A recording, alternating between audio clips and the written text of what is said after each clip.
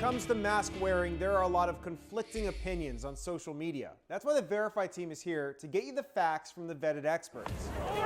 In many parts of the country, we saw our first big snowfall. More fresh snow this way, let's move back! That includes on the National Mall, where we saw this epic snowball fight go down. And with all this wet weather, our masks might start to feel like a wet rag. But besides being uncomfortable, are these masks any good when they're wet? Let's verify. Do public health experts recommend swapping out your mask if it gets wet? Our sources here are the Centers for Disease Control and Prevention, the World Health Organization, and a pair of infectious diseases experts, Dr. Linda Nabha and Dr. Al Dababneh from the Mayo Clinic Health System. And right off the bat, we could tell you that the CDC says that if you're out and about, you should carry a spare. Writing in part, quote, "Change a mask when it becomes wet. A wet mask is harder to breathe through, is less efficient at filtering, and vents more around the edges of the mask. It is especially important to have one or more replacement masks during cold weather. If your reusable mask becomes wet, put it in a sealed plastic bag until you can wash it." Our experts agree. You're gonna have trouble breathing through a wet mask.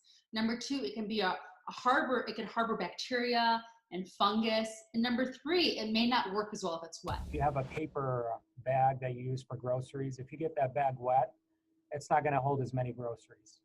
It's going to rip, fall apart, and that's what we're trying to prevent. The WHO offered the same advice via these graphics, telling you not to use a wet or damp mask. Go get a dry one instead. So we can verify that yes, public health officials recommend that you swap out a wet mask for a dry one. With your Verify, this is Evan Koslof.